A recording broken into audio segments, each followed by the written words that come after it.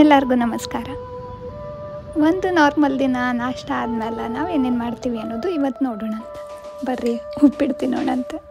ಉಪ್ಪಿಟ್ಟು ತಿಂದು ಗಟ್ಟಿಯಾಗಿ ನನ್ನ ಮಗಳ ಕೈಯಾಗ ಒಂದಿಷ್ಟು colours drawing paint colour fill ಮಾಡ್ಲಿಕ್ಕೆ ಒಂದು ಸಣ್ಣದೊಂದು ಸರಳ ಚಿತ್ರ ಕೊಟ್ಟು ಆಕೆಗೆ ಬೀಸಿ ಮಾಡ್ಬೇಕು ಮೊದಲು. ಅಂದ್ರೆ ನಾವು ಕೆಲಸ ಮಾಡೋಕ್ಕೆ ಫ್ರೀ ಆಗ್ತೀವಿ, ಇಲ್ಲ ಅಂದ್ರೆ ಅವ್ರ ಜೋಡಿನೇ ನಾವು ಬೀಸಿ ಆಗಿರಬೇಕು. ಆರ್ ವಿ ಮೇಡಮ್ ಅವರು ಕಲರ್ ಮಾಡೋದ್ರಾಗೆ ನಾವು ಅಡುಗೆ ಮಾಡಿಬಿಡೋಣ.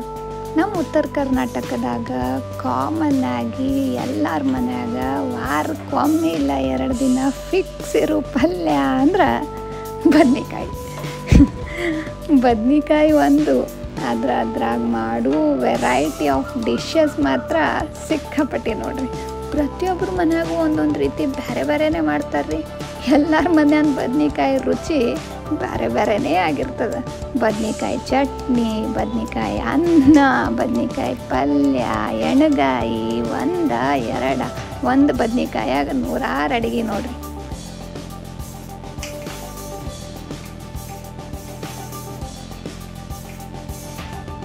ಬದ್ನಿಕಾಯಿ ಹೊಳ್ಕೊಳ್ಳೋದ್ರಿಂದ ಹಿಡಿದು ಉಪ್ಪ ಖಾರ ಒಗ್ಗರಣೆ ಹಾಕುತ್ತಾನ ಎಲ್ಲರದು ಒಂದೊಂದು ಸ್ಟೈಲ್ ಬೇರೆ ಬೇರೆನೇ ಇರ್ತದೆ. ಅದಕ್ಕೆ ರುಚಿನೂ ಬೇರೆ ಬೇರೆನೇ ಆಗ್ತದೆ. ಒಬ್ಬೊಬ್ರು ಮಾಡೋ ಬದ್ನಿಕಾಯಿ ತಿಂದ್ರೆ ಇನ್ನೊಮ್ಮೆ ಯಾವಾಗ ತಿನ್ನಲಿ ಅನ್ನಿಸ್ತದೆ, ಒಬ್ರೊಬ್ರಿಗೆ ಯಾಕ್ರೆ ತಿಂದೆ ಅನ್ನಿಸ್ತದೆ. ಇರಲಿ, ನಾವು ಪ್ರೀತಿಯಿಂದ ಹೆಂಗೆ ಮಾಡಿದ್ರು ಅದು ಅಡುಗೆ ಚಲೋನೇ ಆಗ್ತದೆ. ಈ ಬದ್ನಿಕಾಯಿ ಮಾಡೋಕೆ ನನಗೆ ಯಥೇಚ್ಛವಾಗಿ ಬೇಕಾಗೋದು ಉಳ್ಳಾಗಡ್ಡಿ ಹೊಳ್ಕೊಳ್ಳೋದು ಒಬ್ಬರಿಂದ ಒಬ್ರಿಗೆ ಫರಕ್ ಆಗ್ತದ್ರಿ. ನೀವು ಹೆಂಗೆ ಹೊಳ್ಕೊಬೇಕು ಅನ್ನೋದು ನಿಮಗೆ ಬಿಟ್ಟಿದ್ದು. ನಾ ಹೆಂಗೆ ಮಾಡ್ತೀನಿ ಅನ್ನೋದು ಇವತ್ತು ನೋಡ್ರಿ.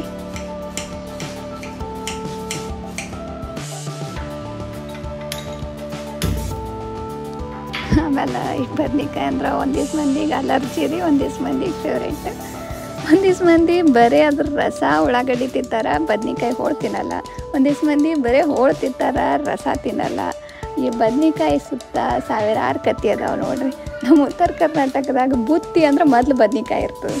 ಬದ್ನಿಕಾಯಿ ಜೋಡ ನಿಮ್ಮ ನೆನಪುಗಳನ್ನು ಕಮೆಂಟ್ನಾಗ ಹಾಕೋದು ಮರಿಬೇಡ್ರಿ. ಆಮೇಲೆ ಈ ಬದ್ನಿಕಾಯ್ದು ಇನ್ನೊಂದು ಸ್ಪೆಷಾಲಿಟಿ ಏನು ಗೊತ್ತದೇನ್ರಿ, ಇದು ಎಲ್ಲಾದ್ರ ಜೋಡಿ ತಿನ್ಬೋದು. ಚಪಾತಿ ಜೋಡಿನೂ ರೊಟ್ಟಿ ಜೋಡಿನೂ ಕಟಕ್ ರೊಟ್ಟಿ ಜೋಡು ಸಜ್ಜಿ ರೊಟ್ಟಿ ಜೋಡು ಅನ್ನದ ಜೋಡು ಬೇಕಾದ್ರ ಜೋಡು ಹೊಡ್ರಿ. ಬದ್ನಿಕಾಯಿ ಸ್ವಾದ ಹತ್ತದು. ಇದೇ ಬೇಕು ಅದೇ ಬೇಕು ಅನ್ನೋದಿಲ್ಲ ನೋಡ್ರಿ. ಅಷ್ಟೇ ಯಾಕ್ರಿ, ಹೋಳಿಗೆ ಮಾಡಿದಾಗೂ ಎಲ್ಲರ ಮನ್ಯಾಗ ಬದ್ನಿಕಾಯಿ ಪಲ್ಯನೇ ಮಾಡಿರ್ತಾರೆ. ಅಷ್ಟು ಉತ್ತರ ಕರ್ನಾಟಕದ ತುಂಬ ಬದ್ನಿಕಾಯಿ ತನ್ನ ವ್ಯಾಪ್ತಿಯನ್ನು ವಿಸ್ತರಿಸಿಕೊಂಡು ಬಿಟ್ಟದ.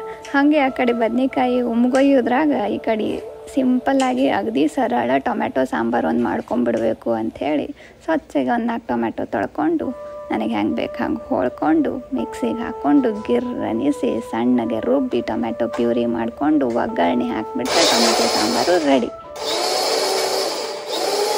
ಇದು ಮಾತ್ರ ದಿಢೀರ್ ಸಾಂಬಾರು ನೋಡ್ರಿ.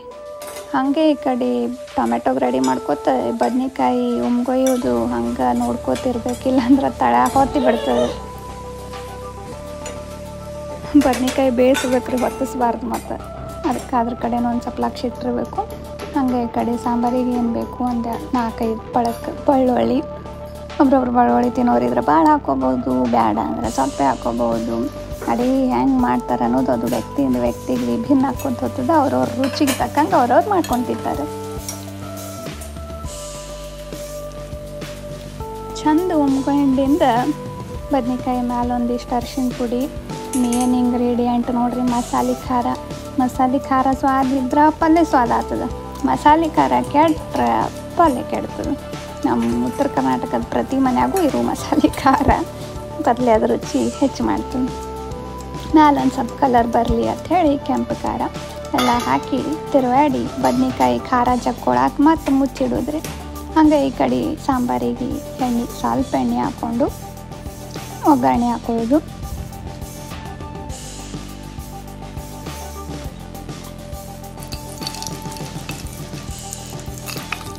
ಸಾಸಿವೆ ಜೀರಿಗೆ ಸಿಡಿಸಿ ಕರಿಬೇವಿದ್ರೆ ಹಾಕ್ರಿ. ನನ್ನ ಕಡೆ ಇದ್ದಿದ್ದಿಲ್ಲ, ಹಾಕಲಿಲ್ಲ. ಮೇಲೆ ಬೆಳ್ಳುಳ್ಳಿ, ಆಮೇಲೆ ಹಿಂಗೆ ನಾ ಎಲ್ಲ ಅಡುಗೆಗೆ ಹಿಂಗೆ ಹಾಕ್ತೀನಿ, ಹಿಂಗೆ ತೆಂಗಿದ್ರೆ ಮಂಗ್ಯನೂ ಅಡುಗೆ ಮಾಡ್ತದಂತ. ಆದರೆ ನಾ ತೆಂಗು ಇರಲಿಲ್ಲ ಅಂದರೂ ಪರವಾಗಿಲ್ಲ, ಹಿಂಗೆ ಮಾತ್ರ ಕಂಪಲ್ಸರಿ ಹಾಕ್ತೀನಿ. ಹಿಂಗೆ ಹಾಕಿ ಅದು ಬೆಳ್ಳುಳ್ಳಿ ಒಂದು ಸ್ವಲ್ಪ ಬೆಂದಿಂದ ಅದಕ್ಕೆ ಟೊಮೆಟೊ ಪ್ಯೂರಿ ಹಾಕ್ಕೊಂಡು ಟೊಮೆಟೊ ಒಂದು ಪ್ಯೂರಿ ಒಂದು ಸ್ವಲ್ಪ ಎಣ್ಣೆ ಜೊತೆ ಕರ್ಕೊಳ್ಳಿ ಕುದಿಸ್ಲಿಕ್ಕೆ ಬಿಟ್ಟು ಆಮೇಲೆ ಅಟ್ರಾಗಿ ಕಡ್ಡಂ ಬದ್ನಿಕಾಯಿನೂ ಸಣ್ಣಂಗೆ ರೆಡಿ ಆಗ್ತಿರ್ತದೆ. ಇನ್ನು ಮ್ಯಾಲಿನ ತೆಳಗಿನ ಮ್ಯಾಲೆ ತಿರುವಾಡಿ ಮಸಾಲೆ ಖಾರ ಎಲ್ಲ ಕಡೆ ಮಾಡಿ ಶಿಸ್ತಿನಂಗೆ ಮೊದಲೇ ನಾನು ಹಾಕ್ಕೊಂಡಿದ್ದು ಹುಣಸಿನ್ಕಾಯಿ ರಸ ಹಿಂಡಿ. ಇದು ಆಪ್ಷನಲ್, ಒಬ್ಬೊಬ್ರು ಹುಣಸಿನ್ಕಾಯಿ ಹಾಕ್ತಾರೆ, ಒಬ್ಬೊಬ್ರು ಟೊಮೆಟೊ ಹಾಕ್ತಾರೆ. ಟೊಮೆಟೊ ಇದ್ರೆ ಟೊಮೆಟೊ ಹಾಕ್ಕೊಳ್ಳೋದು, ಹುಣಸಿನ್ಕಾಯಿ ಇದ್ರೆ ಹುಣಸಿನ್ಕಾಯಿ ಹಾಕ್ಕೊಳ್ಳೋದು. ನಮಗೆ ಹೆಂಗೆ ಬೇಕು ಹಂಗೆ ಮಾಡ್ಕೊಳ್ಳೋದು, ಏನಿರ್ತದೆ ಅದ್ರಾಗೆ ಮಾಡ್ಕೊಳ್ಳೋದು. ಇರ್ಲಾರ್ದು ಬೇಡಿ ಮಾಡೋದಿಲ್ಲ ಅನ್ನೋದ್ರಾಗ ಇದ್ದಿದ್ದನ್ನೇ ಹದ ಮಾಡ್ಕೊಂಡು ಉಂಡವನೇ ಜಾಣ. ಆ ರೂಲ್ಸ್ ಫಾಲೋ ಮಾಡಿದ್ರೆ ಅಡುಗೆ ಮನ್ಯಾಗ ಸಾವಿರಾರು ಥರ ಅಡುಗೆ ಮಾಡ್ಬೋದು ನೋಡ್ರಿ.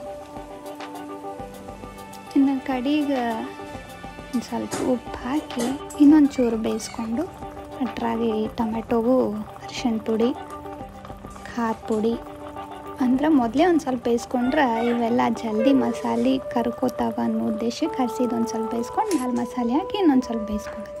ಮಿಕ್ಸಿ ಜಾರಿಗೆ ಹತ್ತಿ ಟೊಮೆಟೊ ಯಾಕೆ ಬಿಡ್ಬೇಕು ಹೇಳ್ರಿ, ಸುಮ್ಮನೆ ಯಾಕೆ ಹಾಳು ಮಾಡೋದು. ಅದನ್ನು ಸ್ವಚ್ಛಂಗೆಲ್ಲ ತೊಳ್ಕೊಂಡು 2 in 1 ಈ ಕಡೆ ಮಿಕ್ಸಿನೂ ತೊಳ್ದಂಗೆ ಆಯಿತು, ಈ ಕಡೆ ಸಾಂಬಾರಿಗೆ ಟೊಮೆಟೊ ಪ್ಯೂರಿನೂ ಜಾಸ್ತಿ ಆಯಿತು ಮಾಡಿ ಹಾಕ್ಕೊಂಡು ಮಿಕ್ಸಿ ಮಾತ್ರ ಅವಾಗೆ ತೊಳೆದಿಟ್ಕೋಬೇಕು ನೋಡಿ. ಆ ಕಡೆ ಸಾಂಬಾರು ಕುದಿಯುತ್ತಾನ ಈ ಕಡೆ ಬದ್ನಿಕಾಯಿ ಘಮ್ ಅನ್ನಕತ್ತಿತ್ತು. ಅದ್ರ ಮ್ಯಾಲೆ ಕೊನೆಗೆ ಶೇಂಗಾ ಪುಡಿ, ಖಾರ ಪುಡಿ ನನ್ನ ಕಡೆ ಇರಲಿಲ್ಲ, ಹುಲ್ಬಿಡ್ರಿ ಶೇಂಗಾ ಪುಡಿನೇ ಜಾಸ್ತಿ ಹಾಕ್ಕೊಂಡ್ರೆ ಆಯಿತು. ಮ್ಯಾಲೆ ಒಂದಿಷ್ಟು ಕೊತ್ತಂಬರಿ ಉದುರಿಸ್ಕೊಂಬಿಟ್ರೆ ಗ್ಯಾಸ್ ಆಫ್ ಮಾಡಿದ್ರೆ ಬದ್ನಿಕಾಯಿ ರೆಡಿ. ಅಡುಗೆ ಕಲಿಸುವಷ್ಟು ಶಾಣಾಕಿ ದೊಡ್ಡಕ್ಕಿ ಅಂತರೂ ನಾಲ್ರಿ. ಆದ್ರೆ ಅಡುಗೆ ಬಗ್ಗೆ ನನಗೆ ಏನು ಅನ್ನಿಸ್ತದೆ ಅನ್ನೋದನ್ನು ನಾ ಹೇಳ್ಕೊಳ್ಳೋದ್ರಾಗ ತಪ್ಪೇನೂ ಇಲ್ಲಲ್ರಿ.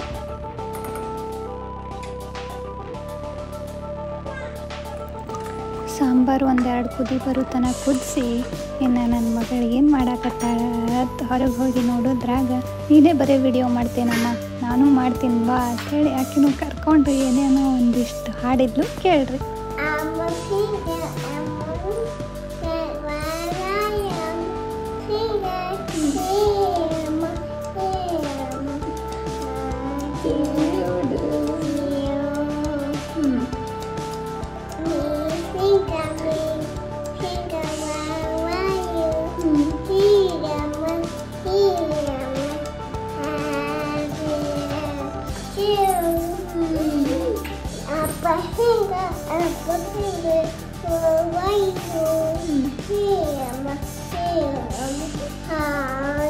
ವಿಡಿಯೋ ಆನ್ ಮಾಡಿಕೊಂಡು ಮುಂದೆ ಕುಂತು ಇನ್ಸ್ಟಾಗ್ರಾಮ್ ಸಲುವಾಗಿ ಬುಕ್ ರಿಲೇಟೆಡ್ ಒಂದು ವಿಡಿಯೋ ಮಾಡೋದಿತ್ತು ರೀ. ಸರ್ಪ್ರೈಸಿಂಗ್ಲಿ ಒಂದು ಪುಸ್ತಕ, ಅದು ಭಾಳ ಖುಷಿ ಕೊಟ್ಟು ಅದನ್ನೂ ಮಾಡಿ ಮುಗಿಸ್ದೆ.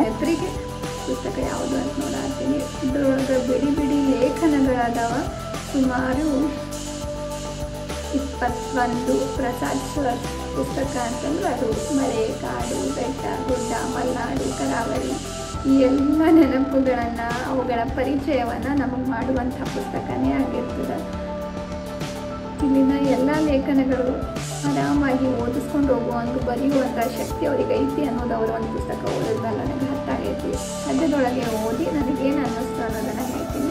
ನನಗೆ ಪೂರ್ತಿ ಧನ್ಯವಾದಗಳು ಸರ್, ಚಂದದ ಪುಸ್ತಕವೊಂದನ್ನು ಕಳಿಸ್ಕೊಟ್ಟಿದ್ದಕ್ಕಾಗಿ.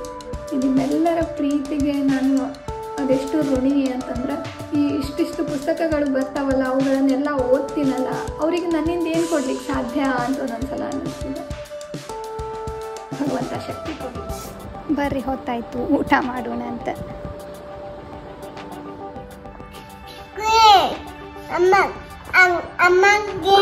Very good.